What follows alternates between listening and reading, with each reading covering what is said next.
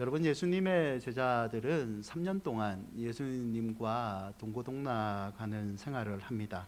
그럼에도 불구하고 그들은 예수님의 십자가 사건이라는 결정적인 순간에 예수님을 배신하는 참된 믿음을 보여주지 못한 어리석은 모습을 보여주게 되죠. 그들이 인간적으로 겁이 많은 상황을 당했지만 스승인 예수 그리스도를 따르지 못한 것은 아마 그리스도에 관한 참된 믿음을 가지지 못했기 때문인 것 같습니다. 제자들이 예수님의 참모습을 발견한 것은요, 부활 이후입니다. 그전에는 예수님을 알아도 피상적으로 알았죠. 그렇기 때문에 예수 그리스도의 기적을 보고 하나님의 아들이라고 고백했음에도 불구하고 상황에 따라서 믿음을 저버리는 안타까운 모습을 보여줬습니다.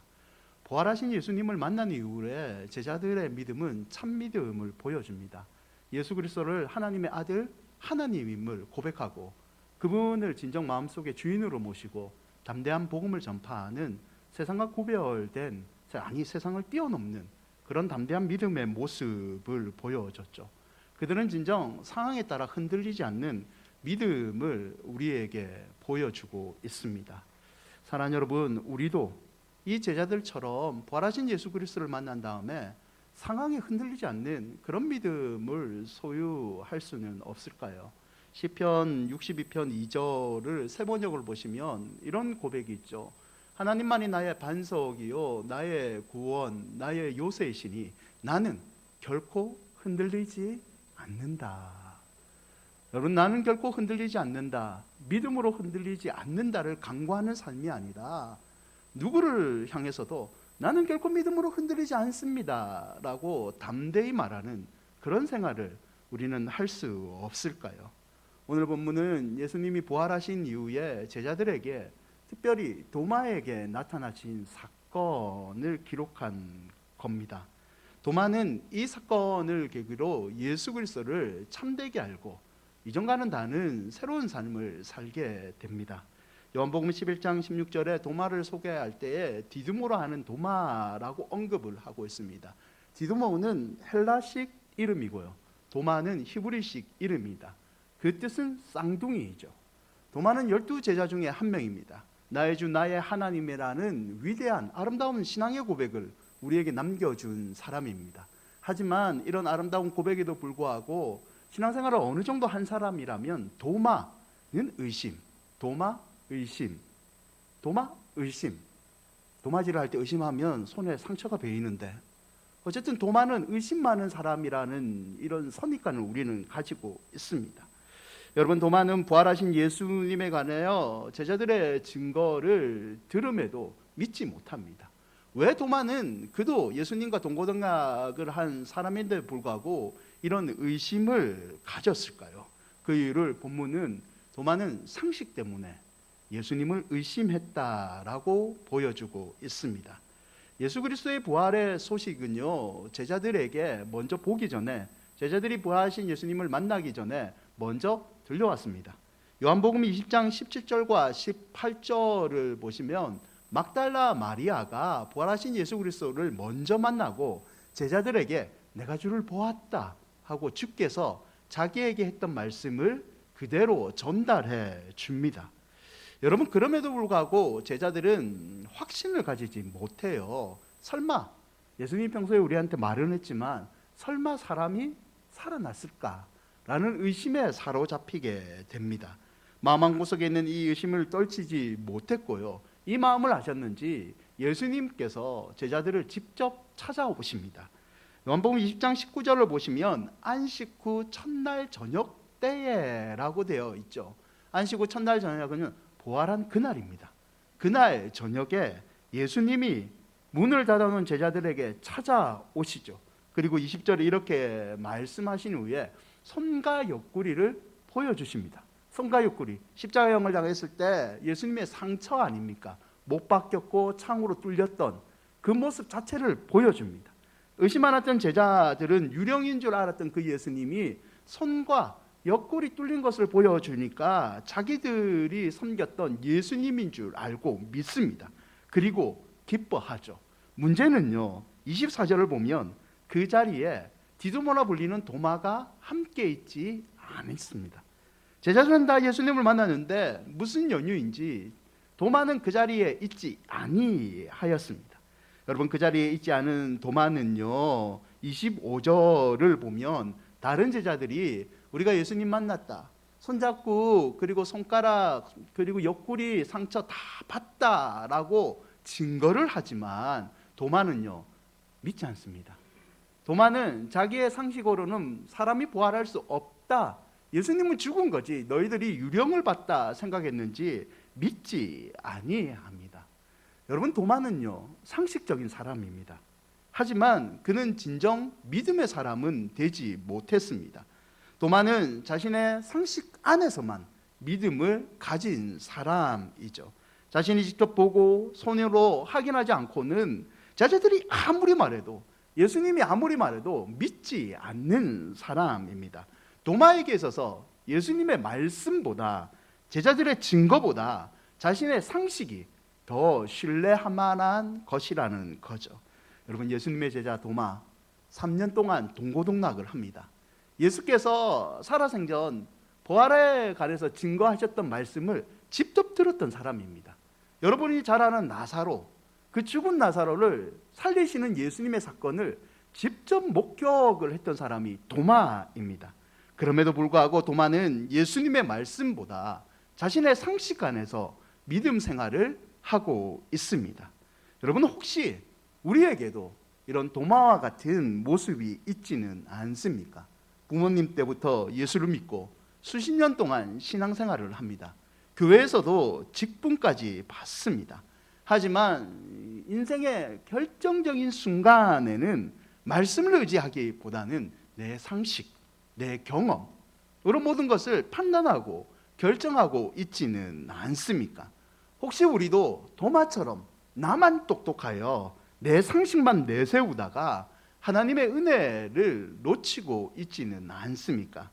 로마서 10장 17절인데요. 같이 한번 읽어볼까요? 그러므로 믿음은 들음에서 나며 들음은 그리스도의 말씀으로 말미암니다.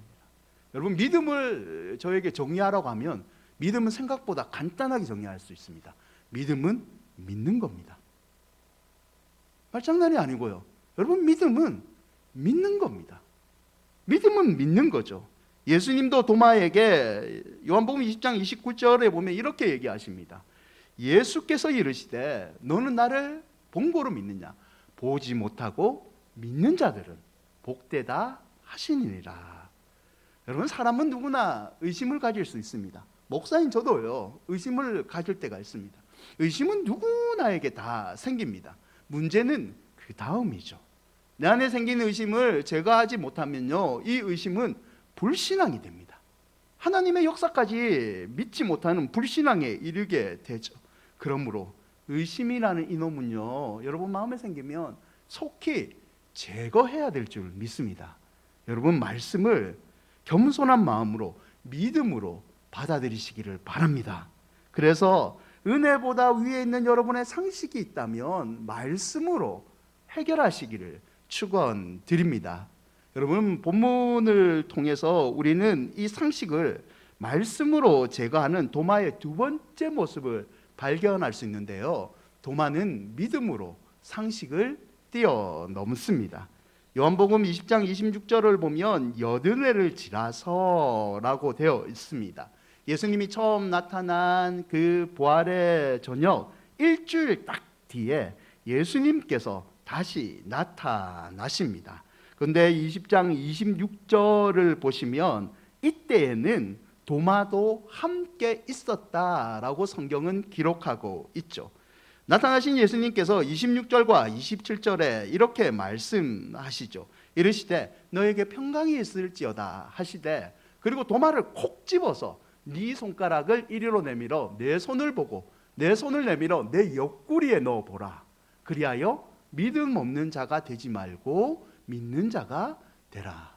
여러분, 한번 도마가 되어보세요. 예수님의 이 말씀을 자세히 보십시오. 도마가 제자들에게 했던 말입니다. 손가락하고 옆구리 내가 찔러보지 않으면 믿지 않겠다. 예수님이 마치 옆에서 들은 것처럼 도마를 콕 집어서 손가락으로 옆구리 찔러봐. 찔러봐 이 녀석아. 이렇게 말씀했다고 생각해 보십시오. 도마의 마음이 어땠을까요? 시겁하죠. 야, 나 이제 죽었다.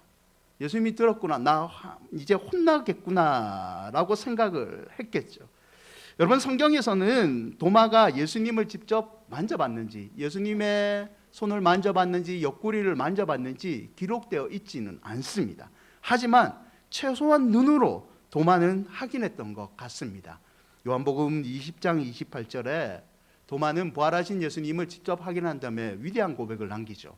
도마가 대답하여 이르되 나의 주님이시요 나의 하나님이시니이다. 사랑하는 여러분, 도마는 이전에도 예수님을 알고 있었습니다. 그러나 이제는 새롭게 예수님을 만납니다. 예수님을 단지 좋은 선생, 선지자, 내 인생에 도움될 만한 사람, 나에게 이득인 사람, 예수님을 따르는 무리들과 형성하면 나는 이스라엘에서 권력을 가지겠구나, 이 정도만 생각했다면 이제는 예수님을 진짜 나의 주 나의 하나님, 하나님으로 인정하고 믿는 상식을 뛰어넘은 믿음의 사람이 되었던 겁니다. 여러분, 믿음에서 단순함은 중요합니다. 어떤 의미에서 믿음은 복잡해서는 안 됩니다. 믿음을 상식이나 내 인간적인 판단으로 생각을 한다면 우리는 하나님의 은혜를 번번이 놓칠 때가 더 많다는 거죠. 요한복음 20장 31절에 이런 말씀이 있어요. 오직 이것을 기록함은, 성경을 기록하는 것은 되게 간단합니다. 너희로 예수께서 하나님의 아들 그리스도였음을 믿게 하려 하며 또 너희로 믿고 그 이름을 힘입어 생명을 얻게 하려 함이니라. 믿음은 단순한 거죠. 하나님의 아들 예수 그리스도를 믿고 우리가 영생을 얻는 것, 그게 바로 믿음의 본질이라는 거죠. 사랑하는 여러분, 때론 삶이 우리 생각대로 이해되지 않을 때가 있습니다. 이상하게 여길 때가 있죠. 상식적으로 이해가 안 되기 때문에 하나님, 이런 불합리사항을 왜 나에게 허락하냐고 하나님께 따질 때가 있습니다. 여러분, 그때 믿음이 필요합니다. 그때 이런 믿음이 필요합니다. 결과를 보고 믿는 것이 아니라 하나님께서 나의 삶을 선하게 인도하실 거라는 하나님을 향한, 말씀하시는 하나님을 향한 단순한 신뢰의 믿음이 필요하다는 거죠. 창세기 12장 1절인데요. 함께 읽어볼까요? 여호와께서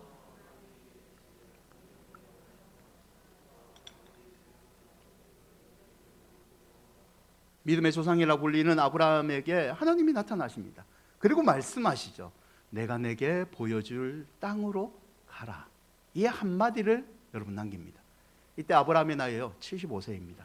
여러분, 75세는 어느 정도 안정감을 가진 나이입니다. 무엇을 도전할 나이가 아닙니다. 거기다가 이곳 갈대아울은요, 가족 대대로 살고 있는 곳, 살기 좋은 곳입니다.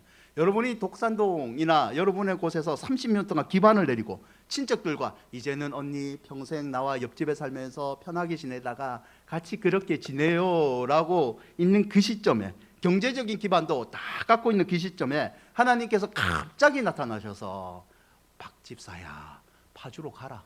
파주도 아니죠. 내가 원하는 곳으로 가라 라고 하면 여러분 마음이 어떻겠습니까? 여러분, 하나님이 가라고 말씀하시면 순종을 해야 되는데 힘든 게 우리의 마음이 아니겠습니까? 12장 1절을 다시 보십시오. 내가 내게 보여줄 땅으로 가라.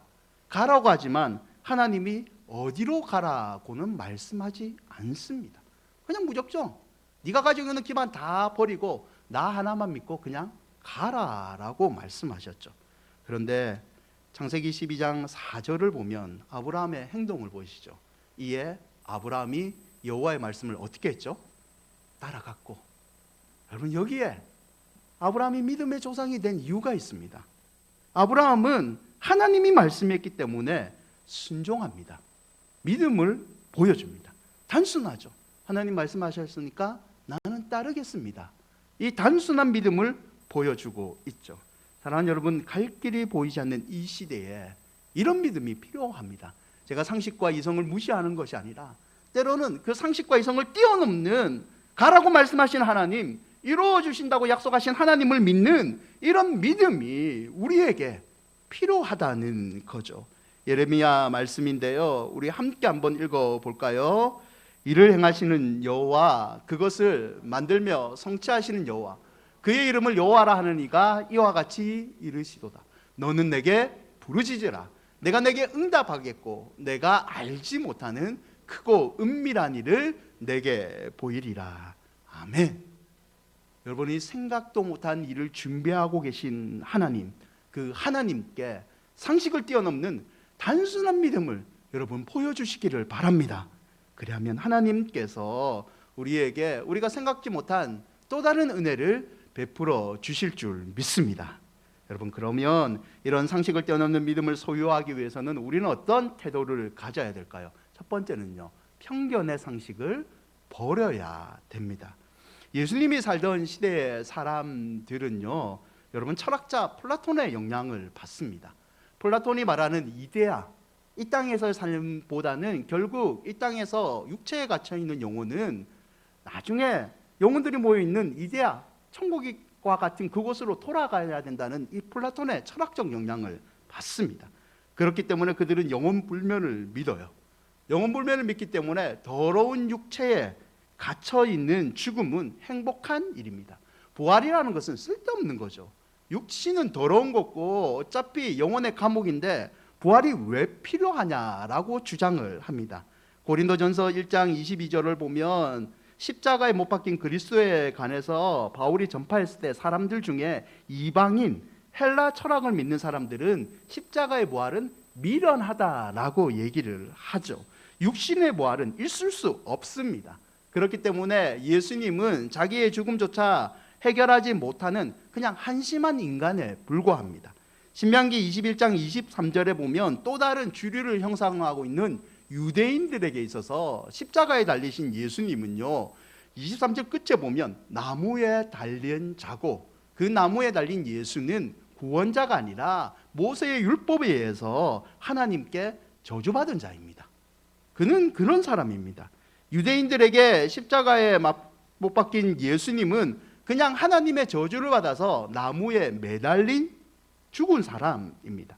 이런 저주받은 예수님이 이스라엘을 해방시킬 수는 없는 거죠.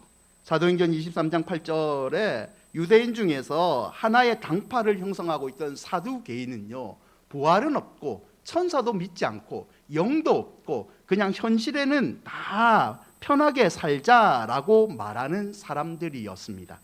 이 사두개인들은 사도행전 5장 17절과 18절에 보면 마음에 시기가 가득하여 사도들을 잡아 옥에 가둡니다. 부활을 주장하든, 부활이 없는데 육신의 부활을 주장하는 저 나쁜 사도들은 세상을 어지르는 자라고 해서 오히려 옥에 가둡니다.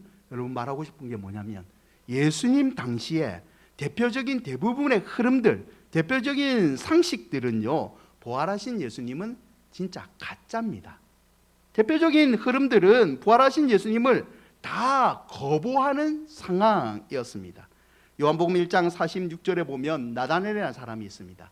이 나다나엘이라는 사람이 자기의 친구 빌립이 예수에 관해서 저분이 참된 주인이다 라고 얘기했을 때 그가 자기가 갖고 있는 상식으로 예수를 거부합니다. 그 거부하는 상식이 뭐냐면 나사렛에서 무슨 선한 것이 날 수 없다라는 상식입니다. 나사렛은 갈릴리의 한 촌락이고 평판이 좋지 않습니다. 이 평판이 좋지 않는 나사렛에서 우리 민족을 구원한 예수는 나타날 수 없다는 거죠. 여러분, 나다나엘이라는 사람은요, 요한복음 1장 47절을 보면 속에 간사함이 없는 사람입니다. 간사라는 단어는 믿기, 함정 이런 게 없고 겉과 속이 같은 사람, 믿을 만한 사람이라는 뜻이죠. 48절에 보면 이 나다나엘은 평소에 무화과 나무 아래 있어 자기의 신앙심을 깊이 연구했던 사람입니다. 당시의 사람들은 무화과 나무 아래에서 기도도 하고 율법책을 읽는 풍습을 가지고 있습니다. 아래에 있을 때의 분사 온타가 사용된 거 봐서 이 행동은 그가 말씀을 연구하고 이스라엘의 지도자인 메시아를 기다렸던 모습은 줄곧 늘 한결같이 했던 진짜 믿음 좋고 사람들이 존경할 만한 그런 선함도 가진 사람입니다. 그런데 이 나다나엘이요, 예수님을 믿지 않습니다. 율법 연구했으면, 정확하게 기도 생활도 했으면 예수님이 하나님의 아들이라는 것을 알아야 되는데 예수님을 구원자로 받아들이지 않습니다. 이유는 딱 한 가지. 예수가 나사렛 출신이기 때문이기 때문에. 예수가 나사렛 출신이기 때문에 내 상식으로는 나사렛에서는 우리를 구원할 구원자가 나타날 수 없기 때문에 예수님을 거부합니다. 사랑하는 여러분, 잘못되고 왜곡된 상식은요, 믿음의 성장을 방해합니다. 여러분이 잘못 알고 있는 상식이 하나님의 은혜에 저항하게 만들고, 나다나엘처럼 잘못된 상식이 믿음을 오히려 방해할 때가 있다는 거죠. 오늘날 얼마나 많은 경우에 이 왜곡된 상식이 우리로 하여금 은혜로 멀어지게 만들고 있지는 않습니까? 진리의 길을 막게 합니다. 옳고 분별을 말씀과 기도로 하는 것이 아니라 내 상식으로 옳고 분별을 맞습니다. 여러분, 그러다 보니까 교회 섬길 때도 말씀과 기도로 하나님의 은혜로 해야 되는데 내 상식으로 하다 보니까 교회도 하나님의 공동체도 편을 가르게 됩니다. 여러분, 참된 은혜를 소유하기 위해서는요, 하나님의 아름다운 공동체를 이루기 위해서는 이런 자신만의 편견의 상식을 믿음으로 뛰어넘어야 됩니다. 고린도후서 10장 4절과 5절인데요, 함께 읽어볼까요? 우리의 싸우는 무기는 육신에 속한 것이 아니요 오직 어떠한 견고한 진도 무너뜨리는 하나님의 능력이라. 모든 이론을 무너뜨리며 하나님 아는 것을 대적하여 높아진 것을 다 무너뜨리고 모든 생각을 사로잡아 그리스도에게 복종하게 하니. 아멘. 진짜 믿음 좋은 사람은요, 내가 아무리 오랫동안 갖고 있는 상식의 경험이라도 그게 하나님이 싫어하시는 거라면 가감하게 내려놓는 사람입니다. 하나님의 말씀에 위배된다면 내가 오랫동안 믿었던 상식이라도 그것을 하나님 앞에 겸손히 내려놓는 사람이 진짜 하나님이 좋아하시는 믿음의 사람이죠. 여러분이 상식을 말씀으로 뛰어넘으시기를 축원드립니다. 우리 큰은혜교회 모든 성도들이 내 상식보다 하나님의 말씀을 더욱 우선시하는 믿음의 사람이 되기를 축원드립니다. 여러분, 두 번째는요, 와서 봐야 됩니다. 상식이 뛰어넘는 믿음은요, 여러분 와서 봐야 됩니다. 부활하신 예수님을 의심한 도마에게 예수님이 하신 말씀이 무엇입니까? 요한복음 20장 7절을 보십시오. 예수께서 도마에게 말하실 때 내 손을 보고 내 옆구리에 너 봐라. 너 의심만 하지 말고 와서 봐라. 그리하면 믿음 없는 자가 아니라 믿는 자가 되리라. 믿음을 가지기 위해서는 너 그냥 의심만 하지 말고 뒤에서 원망만 하지 말고 와서 봐라. 그래야 믿음 있는 사람이 된다라고 교훈하고 있지 않습니까? 여러분, 진정한 믿음을 갖기 위해서는요, 하나님께 가서 하나님을 만나셔야 됩니다. 혼자 고민하지 마시고 하나님께 가서 하나님을 만나는데 믿음의 비밀이 있는 거죠. 여러분, 도마는요, 다른 제자들처럼 문을 걸어 잠그고 숨어 지냈던 사람입니다. 로마 군병들이 나를 잡으러 오지 않을까, 대제사장들이 유대인의 열심 사람들이 나를 잡으러 오지 않을까 무서워서 숨어 지냈던 사람입니다. 그러나 부활하신 예수 그리스도를 만난 다음에 도마의 인생은 바뀝니다. 요한복음 20장 28절에 기쁨으로 감격하여 외치죠. 나의 주님, 나의 하나님이십니다 라는 진짜 믿음의 고백을 하게 됩니다. 그리고 이 고백을 한 이후에 도마는 다른 제자들처럼 담대히 복음을 전합니다. 여러분, 역사학자 유세부스에 의하면 도마는 파르티아라는 곳에서 복음을 전합니다. 3세기와 4세기의 도마 형제에 의하면 그는 인도에서 활동하다가 순교를 당합니다. 그의 유해는 메소포타미아로 옮겨지죠. 여러분, 사랑하는 여러분, 의심 많았던 도마는 예수님을 직접 만났습니다. 예수님을 만난 다음에 더 이상 의심을 하지 않고 예수님을 위해서 자신의 목숨을 던지는 그런 행복한 복음의 삶을 살게 되었죠. 깊은 신앙을 여러분 원하십니까? 그런 방법은 간단합니다. 하나님께 가서 하나님을 만나시기를 바랍니다. 여러분, 자녀가 하나님 앞에서 복을 받기를 원하십니까? 여러분, 방법은 간단합니다.